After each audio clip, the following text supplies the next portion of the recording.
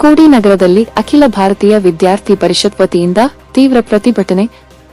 ಚಿಕ್ಕೋಡಿ ನಗರದಲ್ಲಿ ಮೆಟ್ರಿಕ್ ನಂತರದ ಹಿಂದುಳಿದ ವರ್ಗಗಳ ಕಲ್ಯಾಣ ಇಲಾಖೆಯ ವಿದ್ಯಾರ್ಥಿಗಳ ವಸತಿ ನಿಲಯದ ಸಂಖ್ಯೆ ಹೆಚ್ಚಳ ಹಾಗೂ 200 ವಿದ್ಯಾರ್ಥಿನಿಯರ ಹಿಂದುಳಿದ ವರ್ಗಗಳ ಕಲ್ಯಾಣ ಇಲಾಖೆಯ ವಸತಿ ನಿಲಯ ಮಂಜೂರು ಮಾಡುವಂತೆ ಆಗ್ರಹಿಸಿ ಚಿಕ್ಕೋಡಿ ನಗರದ ಬಸವೇಶ್ವರ ವೃತ್ತದಲ್ಲಿ 1 ಗಂಟೆಗೂ ಅಧಿಕ ಕಾಲ ಮಾನವ ಸರಪಳಿ ನಿರ್ಮಿಸಿ 1,000 ವಿದ್ಯಾರ್ಥಿಗಳೊಂದಿಗೆ ಎಬಿವಿಪಿ ವತಿಯಿಂದ ಪ್ರತಿಭಟನೆ ಮಾಡಲಾಯಿತು.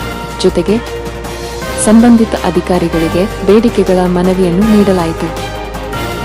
ಈ ಸಂದರ್ಭದಲ್ಲಿ ಎಬಿವಿಪಿ ಕಾರ್ಯಕರ್ತರಾದ ಪ್ರಸಾದ್ ಹನಿಮನಾಳರವರು ಮಾತನಾಡಿ, ಮುಂದಿನ ಶೈಕ್ಷಣಿಕ ವರ್ಷಕ್ಕೆ ಹಿಂದುಳಿದ ವರ್ಗಗಳ ಕಲ್ಯಾಣ ಇಲಾಖೆಯ ವಿದ್ಯಾರ್ಥಿನಿಯರ ವಸತಿ ನಿಲಯ ಮಂಜೂರು ಮಾಡಬೇಕಿದ್ದರೆ ಶಾಸಕರ ಮನೆ ಮುಂದೆ ತೀವ್ರ ಪ್ರತಿಭಟನೆ ಮಾಡುವುದಾಗಿ ಎಚ್ಚರಿಕೆ ನೀಡಿದರು.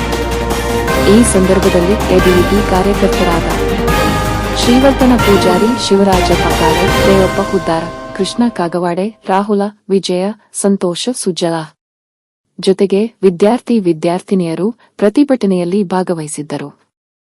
ಸಮಾಜ್ ಕಾರ್ಯ ನ್ಯೂಸ್ಗಾಗಿ ಚಿಕ್ಕೋಡಿಯಿಂದ ಸಂಪಾದಕರು ಸಂದೀಪ್ ಕುರುಂದವಾಡೆ.